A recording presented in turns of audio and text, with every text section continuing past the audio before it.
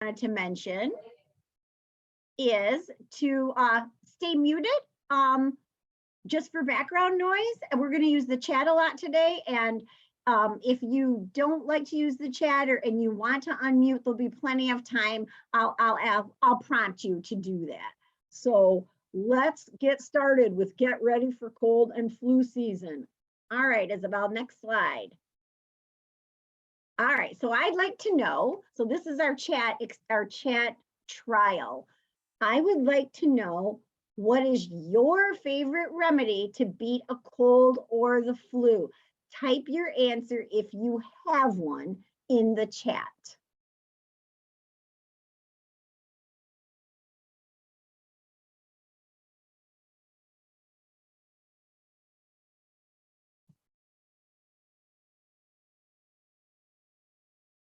And I'm not seeing any yet. There, I'm getting them now. Warm herbal tea, chicken soup, warm bath, lots and lots of sleep, lots of water, eating healthy, meds, rest, vitamins, wash hands, limited face touching. Thank you, Melissa. I'm touching my face right now. That's a good reminder. Very good. Yeah, let's see, water, make sure I didn't miss any, vitamin C. We're going to talk about almost all of these things. So this is really great. All right, cool. Very good. Again, use the chat if you want to, and if you don't, that's fine too. And we'll keep an eye on it. T, yep, Rebecca, I agree. All right, let's go to the next slide, Isabel. So have you ever heard any of these things? Just a yes or no in the chat. Feed a cold, starve a fever, eat chicken noodle soup, load up on zinc and vitamin C.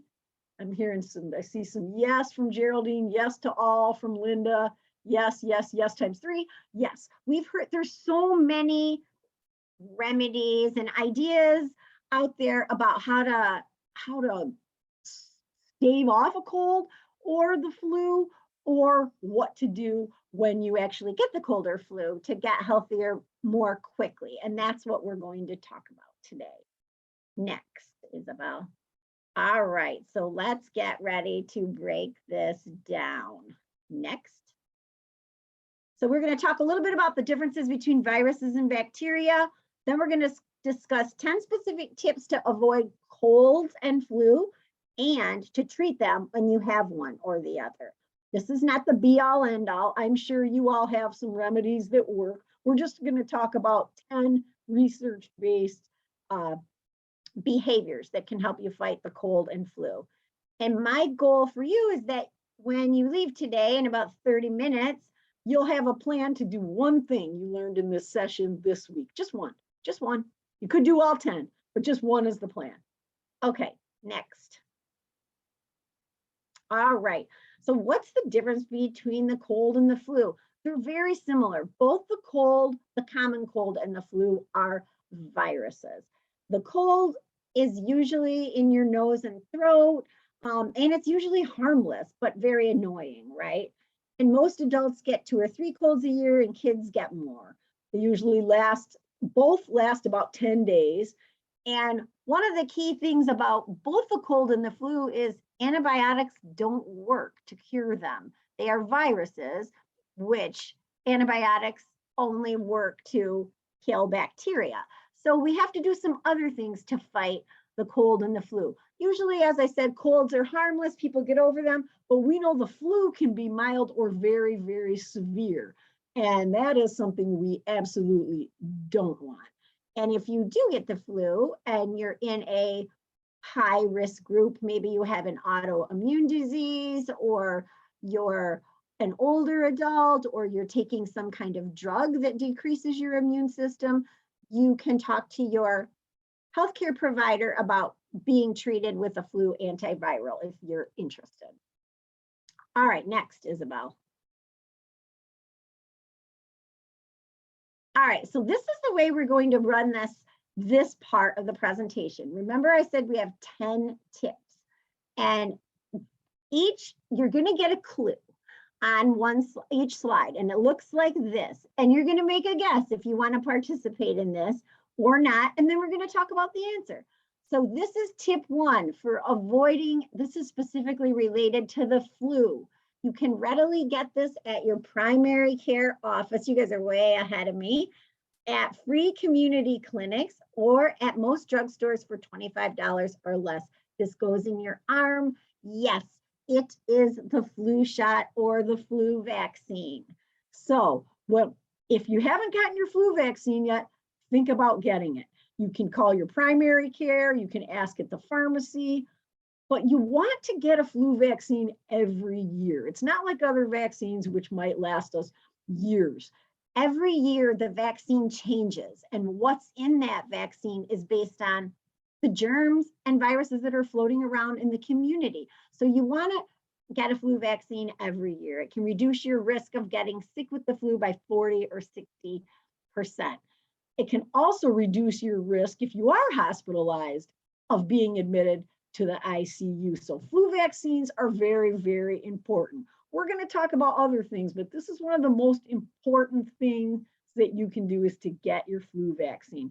There's a power dose for people over 65, which even gives you a better dose of the medicine that's in the flu vaccine. So think about getting your flu vaccine if you haven't gotten it already. We're just getting into flu season. All right, next.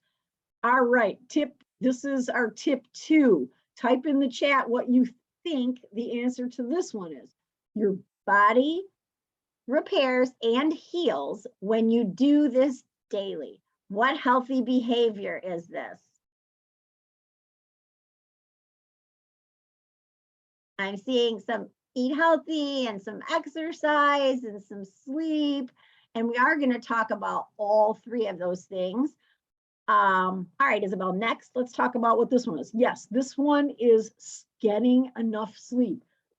I can't emphasize how important it is to sleep. When we sleep, that is when our body heals and repairs. And so it's really important, especially during cold and flu season, to get the sleep you need. And it's different for everybody. 6 to 8 hours a night is the norm, but some people need 5. Some people need 9. Don't get caught up in getting a recommended amount. Get caught up in getting the amount that's right for you. And determine that by, it's right for you if you don't feel sleepy in the daytime the next day. If you feel sleepy, you probably need a little more sleep. So ways you can really improve your sleep, be consistent with your bedtime and your wake up time. So try to go to bed about the same time each night and wake up about the same time each morning. Cut the caffeine, other stimulants, maybe you're drinking energy drinks or something like that, and alcohol for best sleep.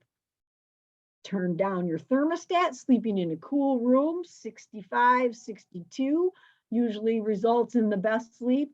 And turn off all digital. That means your iPhone, your TV, your iPad, any digital stimulus, even your Kindle, 1 to 2 hours before you go to sleep, results in your brain being able to slow down, shut down, and put your body into sleep mode. So it's really important during flu season to get enough sleep.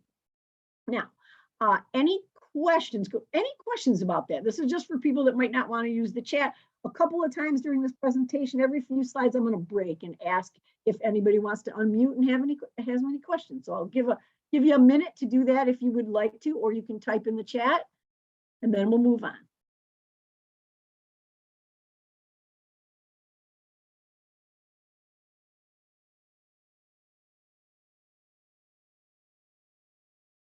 All right, doesn't look like it. We'll keep watching the chat. Let's go on. Somebody mentioned this already. So here is another tip. Sip this black or green drink several times a day to boost immune function. Everybody's getting it right in the chat. It's tea, 100%. All right, let's look at this.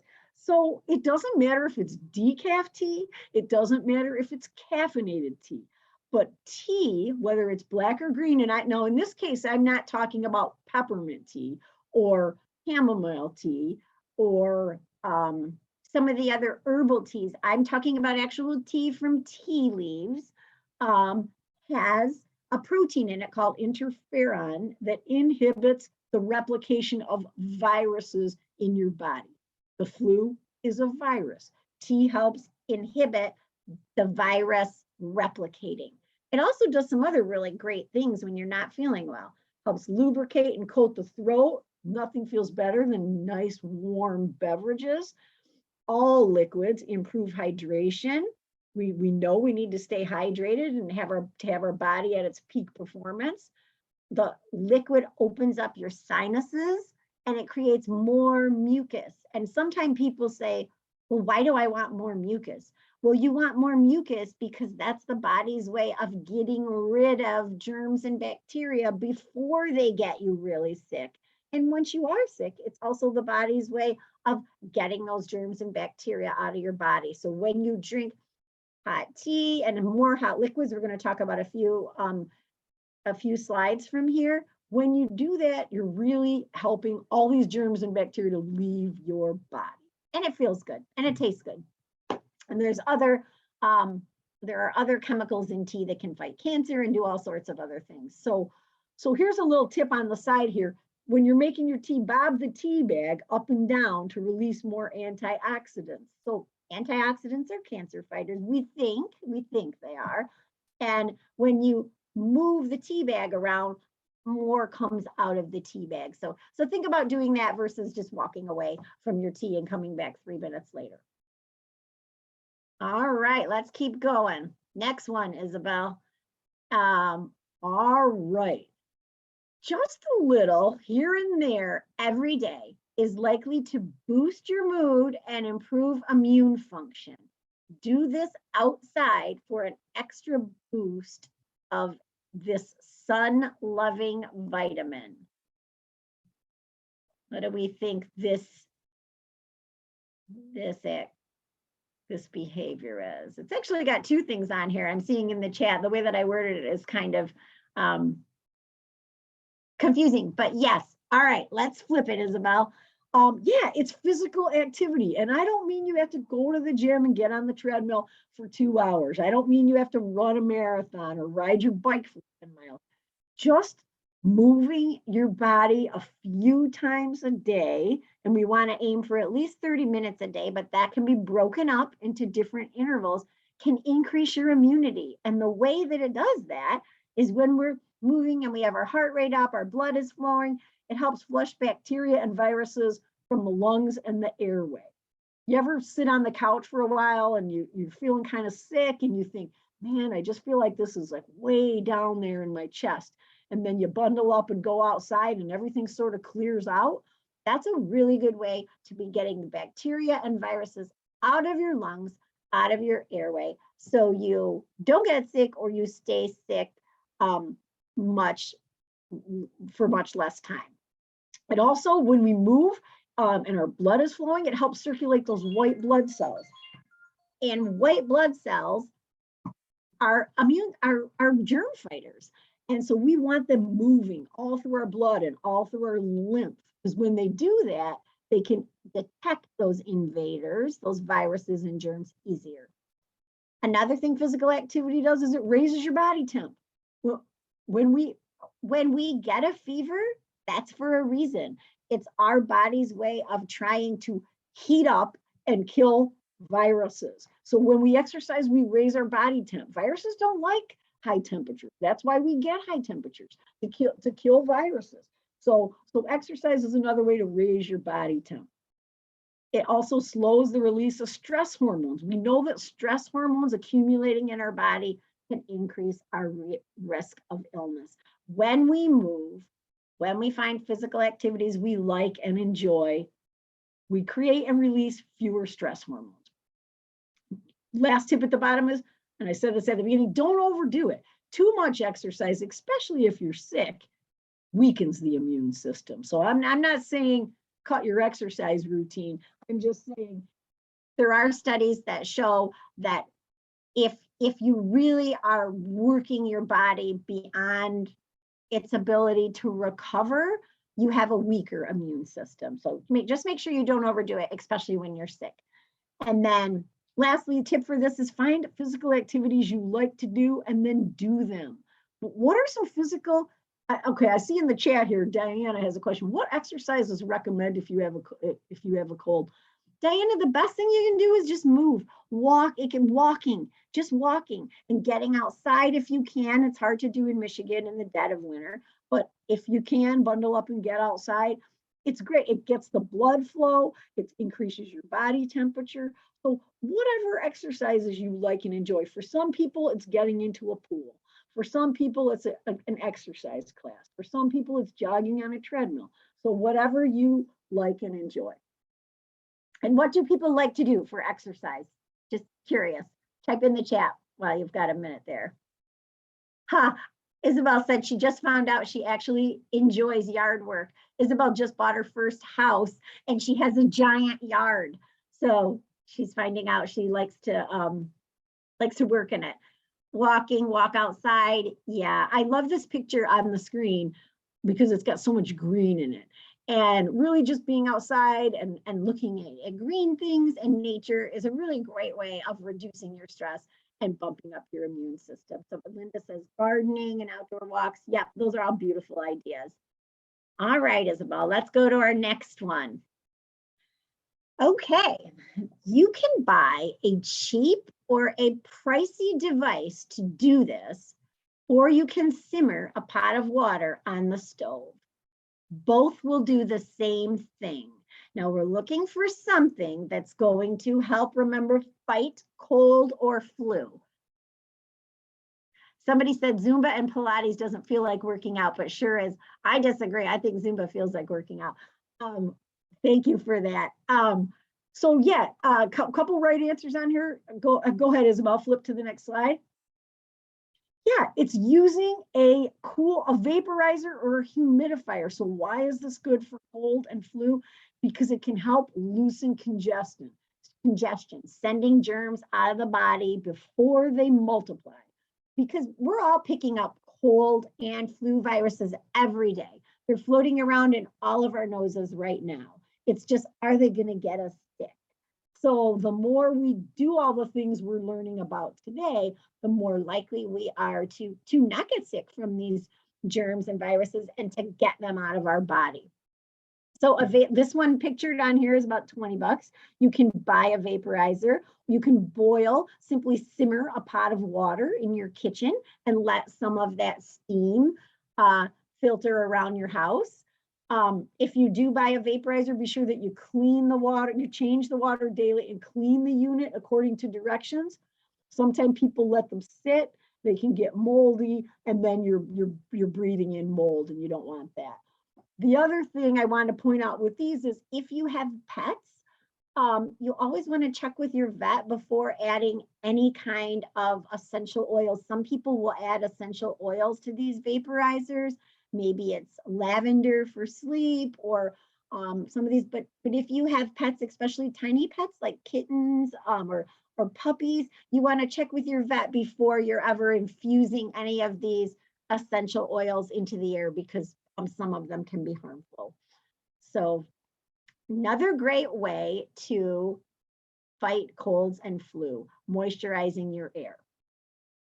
And then over here's the side is another tip, is a bonus tip. Change the filter on your heating unit twice a year or every 3 months if you have allergies. Now, this isn't going to stop cold and flu viruses from floating around, but what it is going to stop is it's going to stop a lot of the other things that are floating around in the air that can irritate your sinuses and your nasal system, all of that. Now, it will capture some cold and flu viruses, but it's not going to prevent everything. So just thinking about changing the filter on your heater. Now, somebody wrote over here, I'm looking at the exercises first. I see yoga and Tai Chi. Yes, Norlin, that's a good one. Somebody wrote, inhale steam from my tea. Yeah, Linda, that's one way to do it, right? You don't have to have anything pricey. Just keeping moisturized is really important. Okay, what do we got next? All right, what's our guess? This has to do with food. A bulb or two per day. A bulb is the key word there. Well, I screwed this up. Sorry. It's a clove or two per day can boost your body's immune system power. Hint, it's the key ingredient in shrimp scampi. That makes me laugh because I'm thinking now that I wrote bulb, and that'd be a lot of garlic. I mean, right? Some people do that, but that's not gonna hurt you. You know, if you love garlic and you want to eat a bulb or two, some people do. Yeah, definitely, but it's a clove. I'm looking in the chat. This is Christine, that's funny what you wrote in the chat. Mommy, I gotta get it. Okay, very good. Yeah, so garlic contains allicin, which is a chemical which fights infections and bacteria. People who eat 6 or more cloves, not bulbs, a week may have a lower risk of colon cancer too. And other foods that do the same are ginger and onions. They are also immune boosters. So all of those really flavorful aromatics that you cook with, garlic, onions, ginger, those are really the trifecta for boosting your immune system. So think about, how can I get more garlic? And I always get this question, which is, will the jar garlic do the same thing?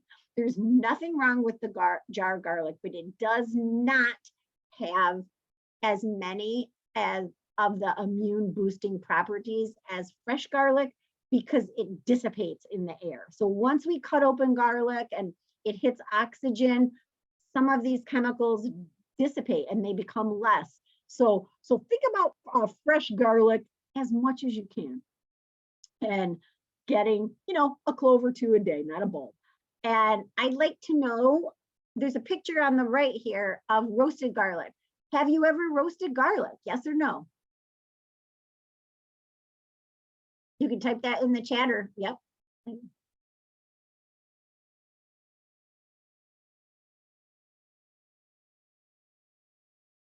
I see some yeses, I see some nos. You can Google how to roast garlic. I'm going to explain it really quick, but if you forget or want more detailed information, what's really great about roasting garlic is it becomes really mild and really sweet, and it spreads like butter. And who doesn't like things that spread like butter? And the way I do it is I cut the top off, and just like they did in this picture, and all in one piece, because you don't want all the cloves to fall apart. So keep it together, just cut that little top off, that little tip. And then I drizzle a little bit of olive oil on it. You can put a little salt and pepper on it or not. Wrap it in some aluminum foil, stick it on a cookie sheet and put it in your oven. Most people, when they see the word roasted, they think 400 degrees, but I don't put it at 400 degrees. It can dry out. I put it at about 350 or 375 until the garlic becomes basically squeezable. And depending on how big the bulb is, and depending on how old or how fresh the bulb is, that can take anywhere from 40 minutes to 70 minutes, really, depending on the texture of the garlic. But you know that it's done when you can squeeze that whole bulb and it comes out, and you could spread it with a knife, just like peanut butter. And you can add that roasted garlic to soups. You can add it to stews. You can add it to a pizza crust. You can spread it on some bread with some herbs. Really a great way to consume more garlic. All right. All right, let's keep going, Isabel. All right. We got 4 more tips. Number 7. It might be the broth, the chicken, or the veggies. Who knows? Many researchers believe this one-pot wonder may help keep you from getting sick and fight cold and flu germs when you do get sick.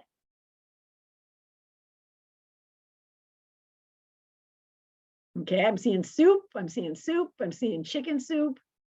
I'm seeing chicken soup. This is the absolute most common one. So let's kind of break the answer to this one down. Yes, it's chicken soup, but all soup is good. All soup has liquid. Usually it has herbs. Usually it has veggies, which are good for our immune system. But chicken in particular contains an amino acid called cysteine, and it's released when chicken is cooked. And that amino acid resembles acetylcysteine, which is a drug used for bronchitis. Opens the airways, chemically resembles it. It's not the same thing. Chemically resembles it. So opening up our airways with chicken broth or a chicken soup. Or if we don't like chicken, a vegetable soup.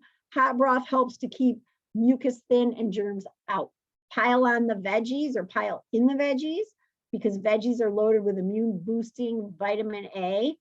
And always add some spices such as garlic or ginger or red pepper flake to open up those airways even more. So lots of healthy veggies and spices you can add to your soup. And this is a picture here of, so a few years ago, pre-COVID, I had a food blog. It's still there. You can find it. I haven't added anything to it in a couple of years, but this is an immunity soup.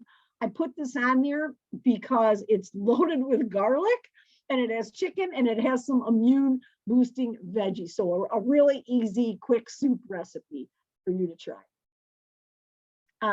Martha says, making homemade chicken noodle soup today for my husband's B-day. Oh, that sounds good. He's gonna appreciate that. All right. Oh, Isabel said, I also have a delicious tomato soup. Yes, that is a good soup. You're right, Isabel. All right, let's keep going. All right, these are 2 power vitamins. We've got just a few more to go here that are plentiful in the diet if you eat a variety of foods from all the food groups. So I'm specifically looking for 2 vitamins that are linked to boosting immune function, fighting colds and flu. 2 of them. Can you guess what they might be? I'm getting C and D, D and C, C and B. These are all good. Honestly, they all do to some degree. But these are the 2 we're going to talk about right now. We're going to talk about vitamin C and we're going to talk about vitamin D. So vitamin C, what vitamin C does it help? It helps keep your skin healthy. So it doesn't prevent colds, but it does help keep your skin healthy, and it fortifies your white blood cells. White blood cells fight infection. So many germs and bacteria enter via the skin, right? We got cuts on our hands, germs and bacteria get in. If you don't get enough vitamin C, you're more susceptible to germs entering your body. So yes, vitamin C, I'm not talking about 5,000 milligrams. I'm not talking about popping vitamin C pills every hour. I'm talking about eating fruits and vegetables that are high in vitamin C. So oranges and broccoli and citrus fruits and tomatoes and peppers, those are all really high in vitamin C. So getting enough vitamin C. And then many of you got this one right, vitamin D. So yes, the sunshine vitamin, it's found in eggs, fish, beef, cereal, milk. Vitamin D is 100% linked to boosting our immune system and helping our immune system function at its peak. When one of the signs of not getting enough vitamin D is you're getting sick a lot. So if you find yourself getting colds a lot or getting the flu a lot and you've constantly got a sore throat, you may be vitamin D deficient. Check with your doctor, especially if you're over 60, to see if you may benefit from a vitamin D supplement. Many of us living in Michigan do need a vitamin D supplement. If you are white, if you are an older adult, and if you do not get outside very often, and you live in Michigan, we're more at risk for vitamin D deficiency. Check with your doctor. So I got a couple questions here I'll address in the chat real quick, and then we'll get to our last 2 tips. Somebody said, do vitamin C creams and lotions help your skin? I do not know the answer to that, Joe. I really don't know. I mean, I'm sure they do help your skin topically. I don't know that it goes in and helps fortify your white blood cells, but it would help keep your skin healthier, I would guess. And then somebody says, what are some options for vitamin C when you can't have acidy foods? Ooh, let me think about potatoes. Potatoes are high in vitamin C. A lot of the vitamin C is in the skin and they're not acidy. Let me think. I don't really think peppers are very acidic. Tomatoes, yes. Citrus fruit, yes. I have to look. On the top of my head, those are some that I can think of. All right, or anything that's fortified with vitamin C too. All right, let's get to our, and Isabel, I realize you have to, when are you taking off? Because I have control of your screen, yes? Yes, No. you are co-host, so I have to take off in About 10 minutes or Oh, so. we'll be done. Okay, perfect. We'll be done. Okay. Somebody asked, should we take vitamin D all year round or only in the winter? That's up to your physician. Without knowing what other medications you might be taking or your lifestyle, that's really hard to gauge. I would say if you're taking a low dose supplement, maybe 600 IUs to 1,000 IUs, you could probably take it year round. But if you're vitamin D deficient, and you're given a supplement or a prescription supplement, that's often 50,000 IUs. And you don't want to take that year round because we do store vitamin D in our fat cells and in our liver. It's a fat soluble vitamin, meaning we don't like urinate it out when we go to the bathroom. So it can add up. So that's a definite check with your physician on that. And then I did want to mention one more from a couple slides ago. Somebody had a question. Does turkey have cysteine also? Oh, I have to look that up. I'm guessing it does because it's very similar, but I'd have to look it up to be sure. Thanks, Isabel. All right, so where's the beef? This mineral, plentiful in beef, is key to fighting infections in your body. Now, I'm not saying you have to eat beef to fight infections, but I'm saying this particular mineral, which plays a huge role in keeping our immune system functioning to fight colds and flu, is plentiful in beef. And 2 people have guessed in the chat so far. Does anybody else want to take a guess?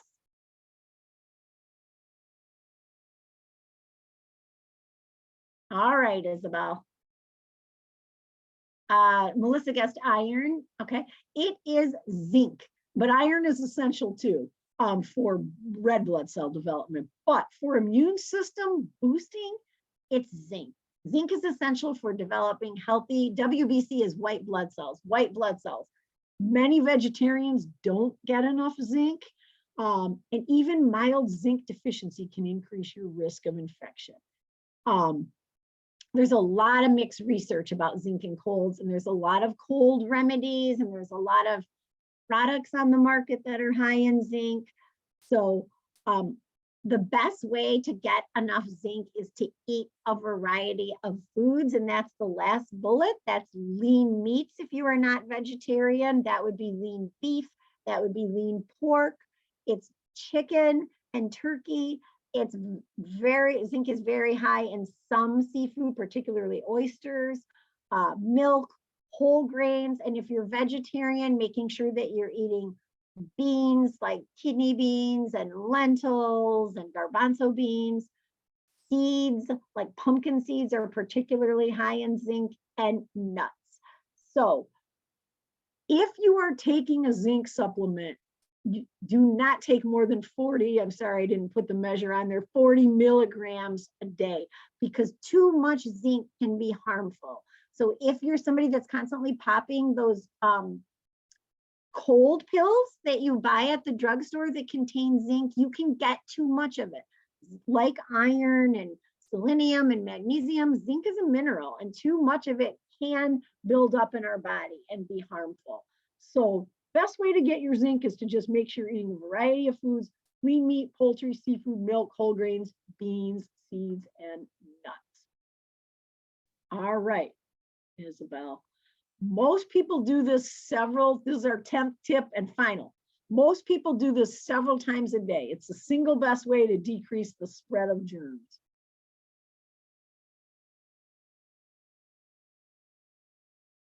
I figured everybody would get this one. But it's a good reminder, right? It's a good reminder. And I mean, I have to say myself, since COVID, I always wash my hands when you're supposed to, but I have done a lot more hand washing since COVID. So wash your hands multiple times a day with soap and water. It does not have to be antibacterial soap. You get rid of germs when you scrub and rinse. So it doesn't always have to be antibacterial. That beats my hands up. It cuts my hands, and then they're really dry, and I don't like that.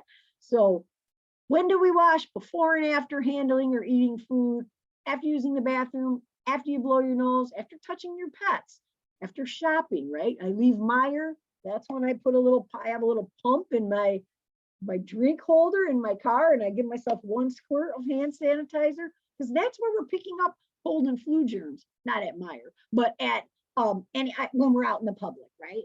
Could be anywhere. So be sure that you are washing your hands. Again, it doesn't have to be antibacterial all the time. You want to do 20 to 30 seconds warm water and soap, and then dry them. My tip over here is a hand cream I have found. I have hands that are they get very kind of allergic.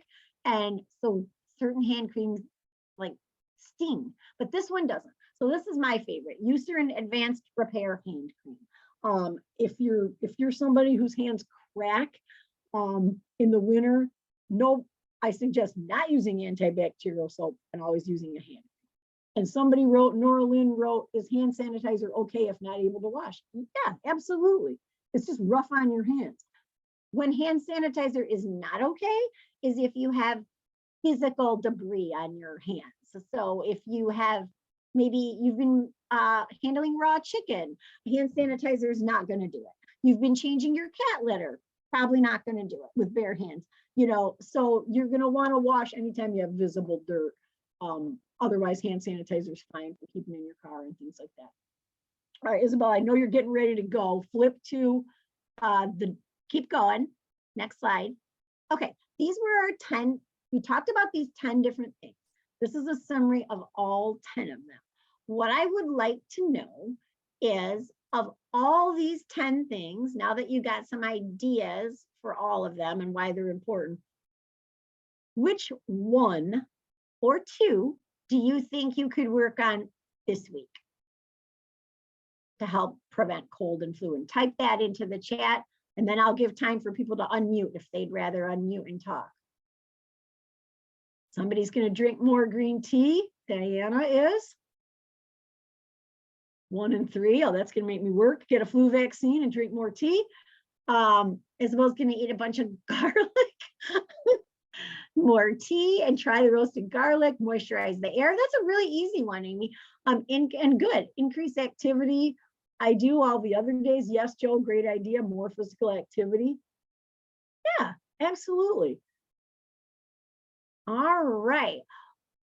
Well, we're wrapping up, but I do want to give people an opportunity to unmute if they want to, and talk about what they are going to do to fight colds and flu. So I'll take a minute with that. And Isabel, I know you have to go. That's absolutely fine. If anybody wants to unmute and talk about anything else, ask any questions. We've got a few minutes left to do that. I'll hold on here for a minute for any burning questions. And if not, we will see. Christine, just one question. So, like when you feel that the cold is coming, you get the first symptoms, like your nose start to bleed or your throat.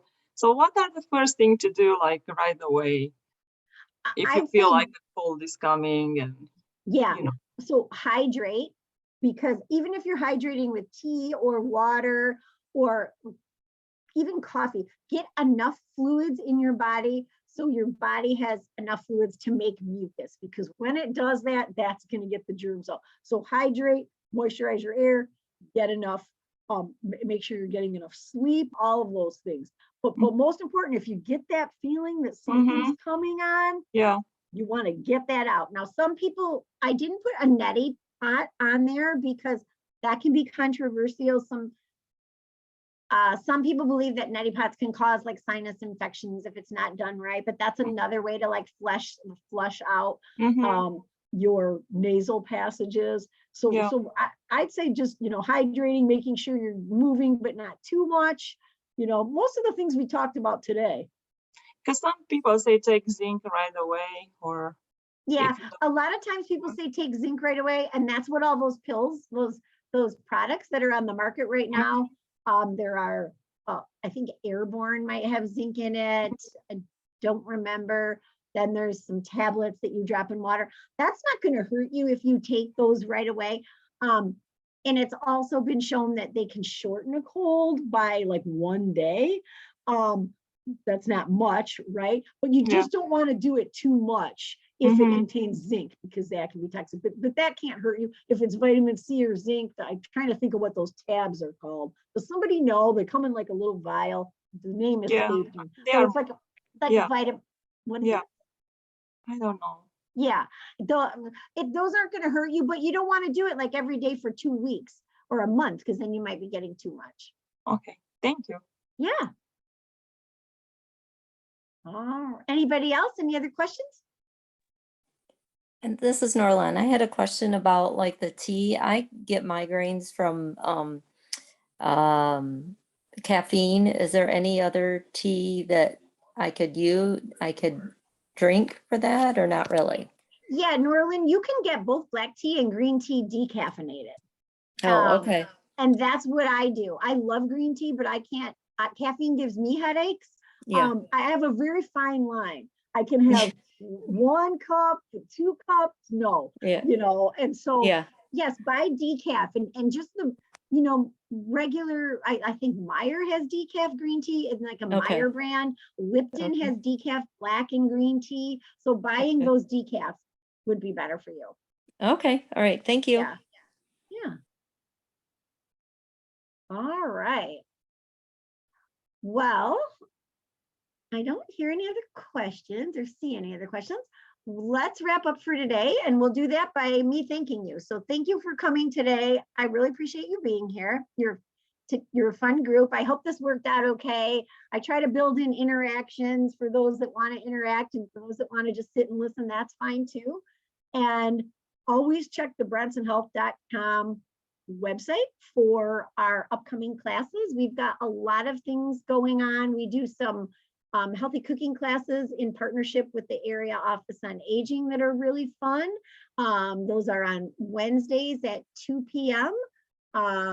We will, I think our next one, let me look and see when our next one is really quick.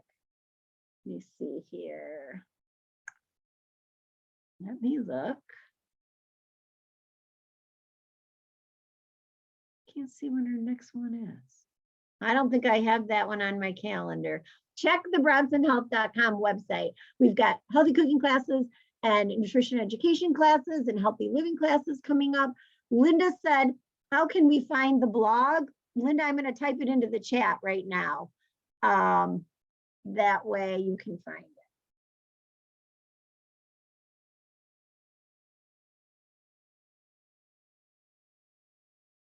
There it is. That's got the chicken soup and the tomato soup on it. And I really appreciate you all, and I hope to see you again soon. Thanks, everybody. Bye.